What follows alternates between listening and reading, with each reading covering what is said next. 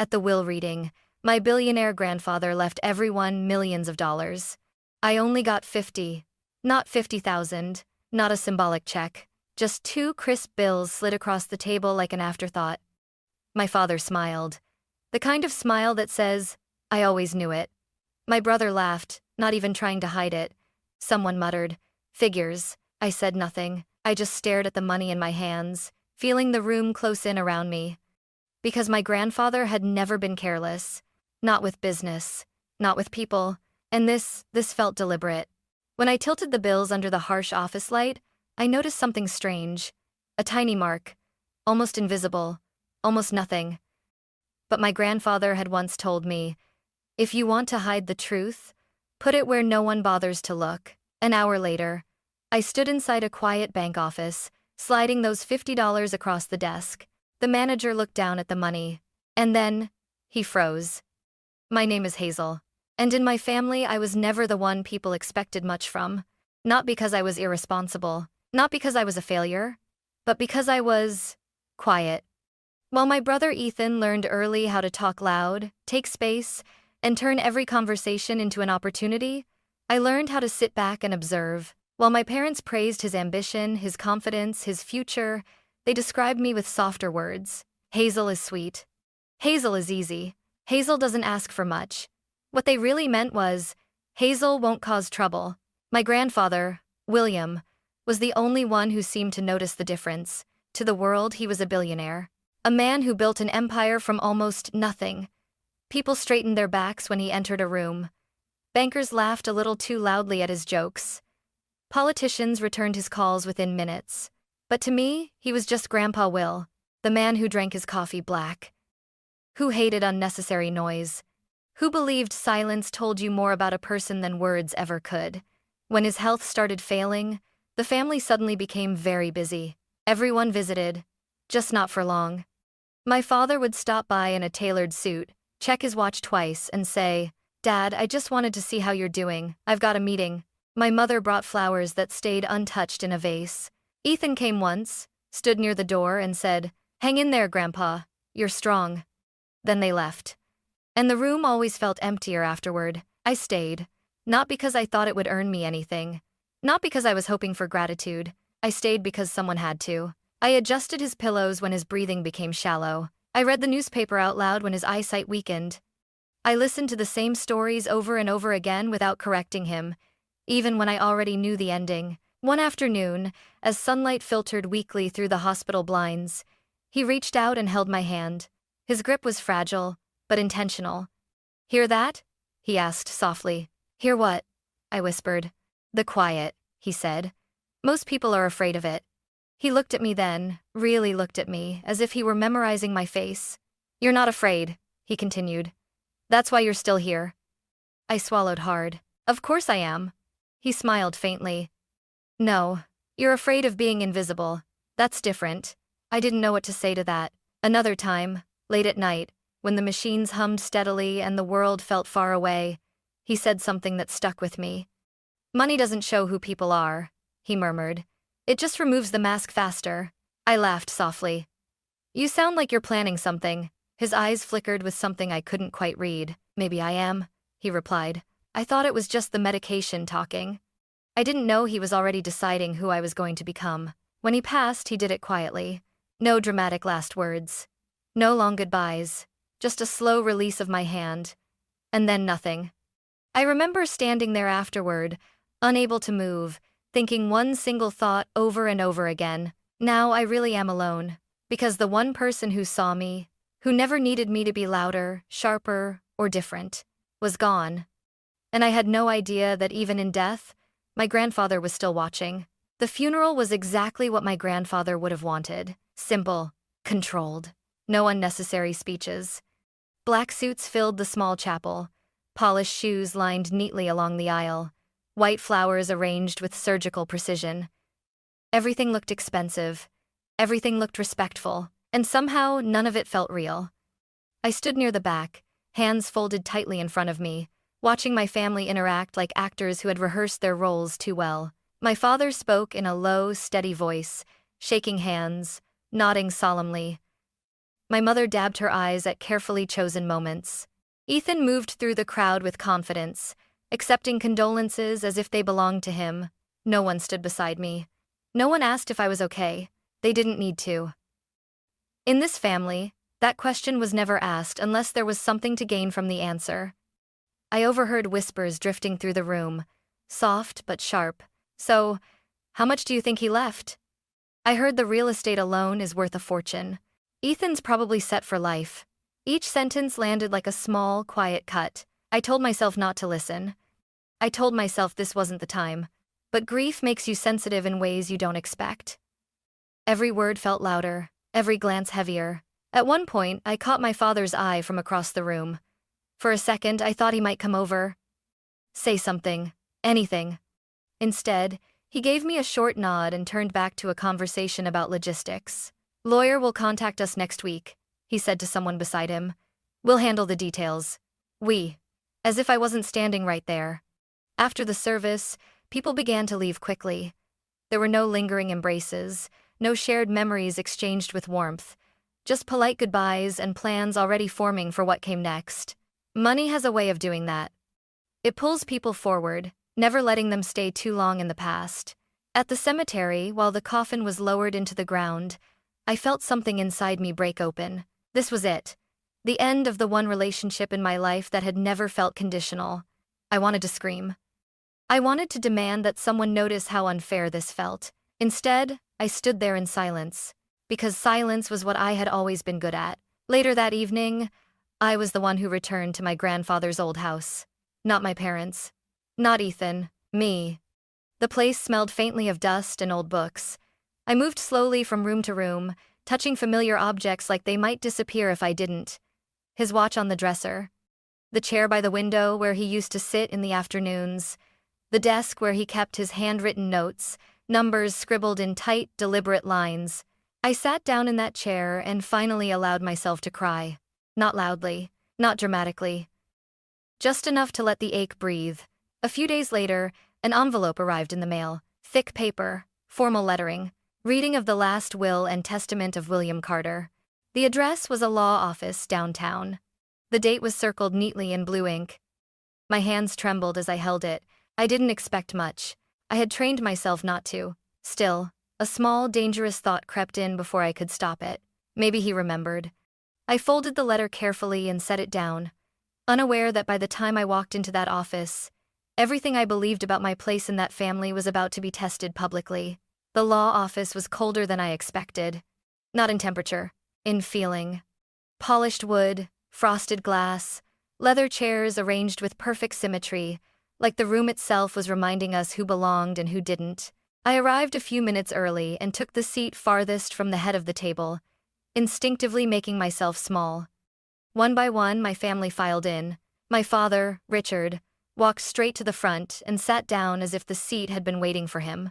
My mother followed, lips pressed into a thin line. Ethan came in last, relaxed, confident, already smiling like he knew how this would end. No one greeted me. No one asked how I was holding up. The lawyer, Daniel Ross, cleared his throat and opened the folder in front of him. "We are here to read the last will and testament of William Carter," he said calmly. My heart began to pound. The first name was my father's. "Richard Carter," Daniel read. "A total inheritance of $5 million. My father leaned back in his chair, satisfaction flickering across his face before he masked it with a solemn nod. My mother received $3 million. She let out a breath she'd been holding and reached for my father's hand. Then Ethan, $2 million. He didn't even try to hide his grin. He glanced in my direction, raised his eyebrows and mouthed, "Told you." I stared down at my hands. "Don't expect anything," I reminded myself. "You knew this." Daniel paused, turning the page. "And Hazel Carter." The room went quiet. "For Hazel Carter, the sum of $50. For a moment, I thought I'd misheard. 50. Not 50,000. Not a token gesture paired with some sentimental object. Just 50. A laugh broke the silence. "Ethan's." "Wow," he said, shaking his head.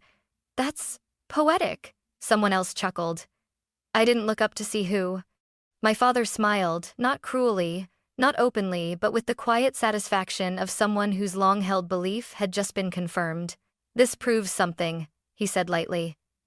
Dad knew who was practical and who wasn't. My mother avoided my eyes entirely.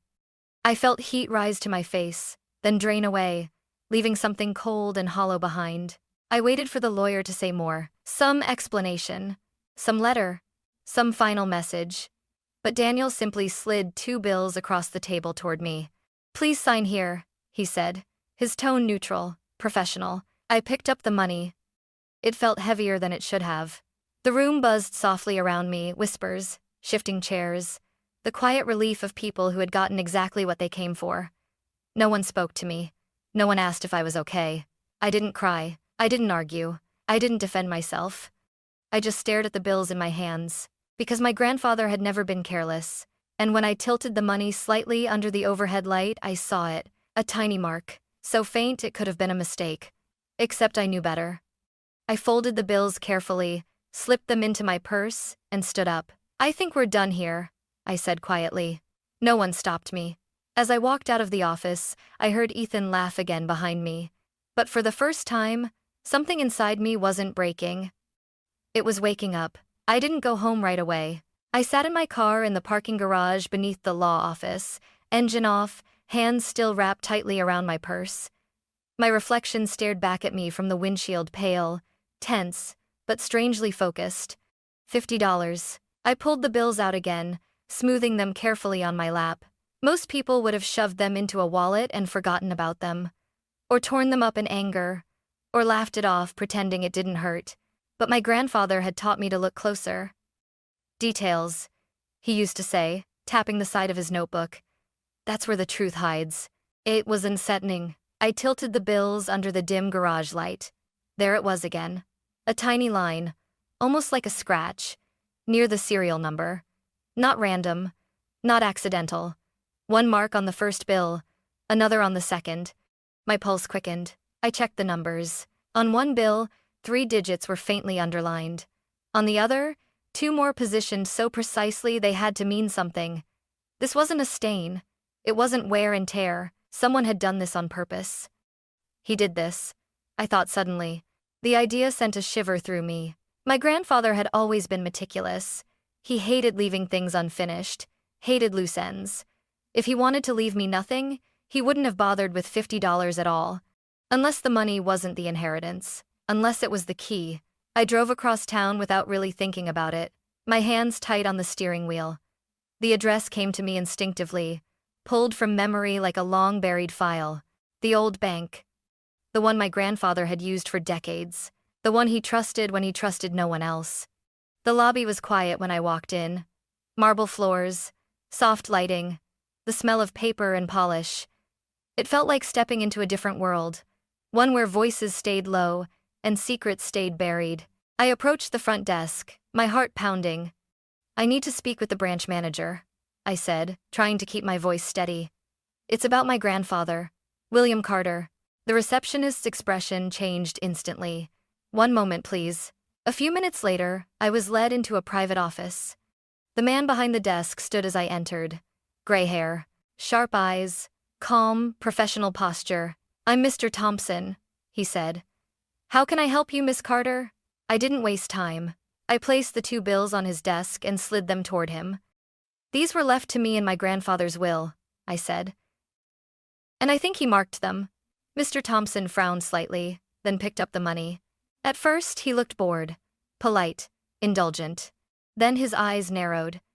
He leaned closer, turned the bills, checked the serial numbers, and then he stopped moving. The color drained from his face so quickly it startled me. "Where did you get these?" he asked, his voice suddenly careful. "You already know," I replied. "From William Carter." He didn't answer right away. Instead, he stood up, walked to the door, and quietly locked it. Then he returned to his chair and looked at me with something I hadn't expected. Respect. "These markings," he said slowly, "are not a coincidence." My breath caught. "They're a verification sequence," he continued. "And if I'm right, you're the only person who could have brought them here." I felt dizzy. "What does that mean?" I whispered. Mr. Thompson folded his hands on the desk. "It means," he said. Your grandfather left something outside the will, something no one else was meant to touch. The room felt suddenly too small. And the money?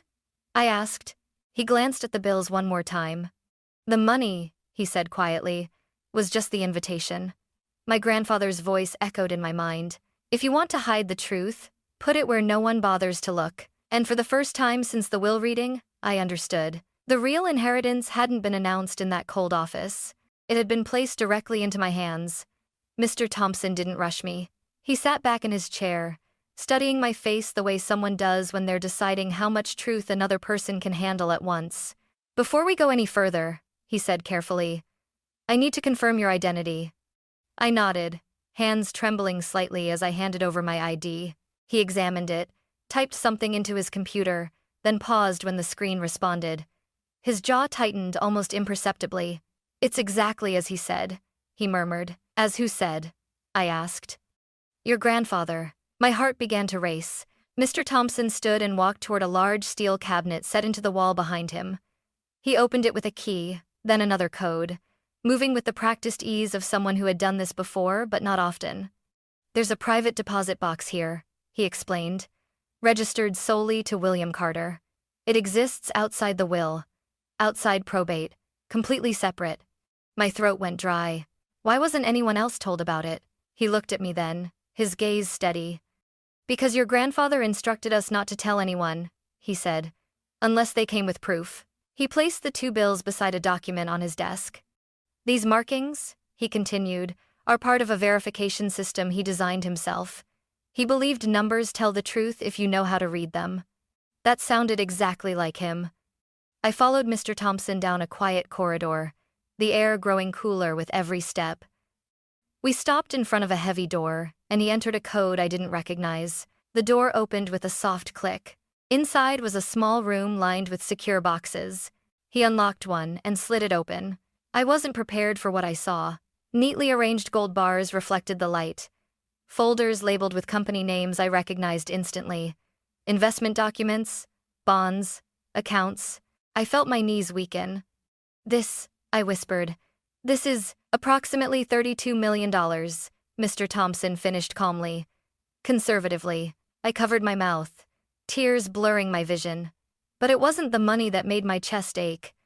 It was the envelope resting on top of everything else, plain, cream-colored, my name written in my grandfather's familiar handwriting, Hazel. My hands shook as I picked it up. He left that specifically for you, Mr. Thompson said softly. We were instructed not to open it, ever. I nodded, barely able to breathe. We returned to the office, and once I was seated, I finally opened the envelope. The paper inside was folded carefully, as if he'd taken his time, as if he knew I would. My dear Hazel, if you're reading this, it means you saw what others didn't. That already tells me I was right. Tears slid down my cheeks before I could stop them. I gave you $50, not because that's what you deserved, but because I needed you to see the truth with your own eyes. Money doesn't change people. It only removes the excuses. I could hear his voice in my head, calm and certain. I wanted you to watch who smiled, who laughed, who stayed silent when you were diminished. Those reactions matter more than any speech at a funeral. My chest tightened painfully. You were the only one who stayed when there was nothing to gain. You didn't ask. You didn't push. You didn't perform. That is why I trust you. I pressed the letter to my chest, my shoulders shaking. He had seen everything. The money in that box is not a reward. It is a responsibility. Protect yourself with it. Build a life that doesn't require you to beg for respect. And when they come, and they will remember this. Love that depends on money was never love to begin with. I wiped my eyes and read the final line. Don't make yourself small again. Grandpa. The silence that followed felt sacred. Mr. Thompson cleared his throat gently. Your grandfather also left legal instructions, he said. If you choose to proceed, we can establish a trust immediately. Anonymous, protected. No one can touch it without your consent. I took a deep breath. Outside that office, my family was probably celebrating, counting, planning. They thought the story had already ended. But as I folded the letter carefully and placed it back into the envelope, I realized something. This wasn't the end. It was the moment everything truly began. And the next time my family looked at me, they wouldn't be seeing the quiet one anymore. They didn't give me much time. 3 days. That's all it took for the truth to leak. I was still processing everything, still replaying my grandfather's letter in my head, when my phone started ringing nonstop. Calls I ignored. Messages I didn't open. Missed voicemails stacking up like warning signs. I knew who it was. I just didn't expect them to show up in person. It was early evening when the knock came. Not polite, not hesitant, sharp and impatient, like the door owed them something. I looked through the peephole. My father, my mother, and Ethan, all standing there with practiced expressions, concern mixed with expectation. I took a slow breath and opened the door. "Hazel," my mother said immediately, stepping forward. "We need to talk." They walked in without waiting for an invitation. My father glanced around my apartment, eyes scanning the furniture, the shelves, the quiet space like he was searching for proof. "You kept this place very modest," he said. "Interesting." I said nothing. Ethan leaned against the counter, arms crossed, smirking. "Guess Grandpa didn't think you needed upgrades, huh?" I finally spoke. "Why are you here?" My father didn't hesitate. "We know about the account," he said flatly. "The one you didn't mention." The air tightened. "I don't know what you're talking about," I replied calmly. He scoffed. "Don't insult us. Someone at the bank talked. We know it's over 30 million. My mother reached for my arm. I stepped back. "Honey," she said softly, "this doesn't have to be ugly. We're family." Ethan laughed. "Yeah. Family. That thing you forgot about the second you got rich." Something snapped, not loudly, but cleanly. "You laughed at me," I said. "At the will reading. Do you remember that?" Silence. I continued, my voice steady but sharp. "When I was handed $50, did any of you stand up for me? Did anyone say it was unfair?" My father frowned. "That's not the point." "It is," I said. "It's exactly the point." Ethan rolled his eyes. "Fine. So what? Grandpa had his reasons. He always favored you anyway." My mother's eyes filled with tears. "Hazel, please. You know your brother has plans, investments. This money could help all of us." "There it is," I said quietly. My father's tone hardened. "We're not asking. We're telling you to do the right thing. Split it. Keep the peace." I felt my hands shake, but I didn't let it show. "The right thing," I repeated. "According to who?" "According to blood," he snapped. I reached into my bag and pulled out a folder. "According to the law," I said, placing it on the table. They froze. "What's that?" Ethan asked. "My grandfather's legal instructions," I replied. "The ones you didn't know about." I opened the folder and slid the documents toward them. "This account is held in trust," I continued. "Separate from the will. Fully legal. Fully protected." My father's face darkened. "You planned this." "No," I said. "He did." My mother whispered. "Hazel, don't do this." I met her eyes. "I'm not doing anything. I'm honoring his wishes." Ethan's voice turned sharp. "You think you're better than us now?" "No," I answered. "I think I'm done being smaller." My father straightened. "If you don't share, we'll challenge it." I nodded once. "You can try," I said. "But there's a clause in the will.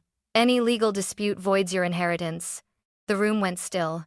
Ethan's smirk vanished. "That's a bluff." "It was read out loud," I said. "You were there." My father clenched his jaw. My mother looked between us, panicked. "You wouldn't," she whispered. "I already am," I replied. They stood there for a long moment, realizing they'd miscalculated. Finally, my father turned toward the door.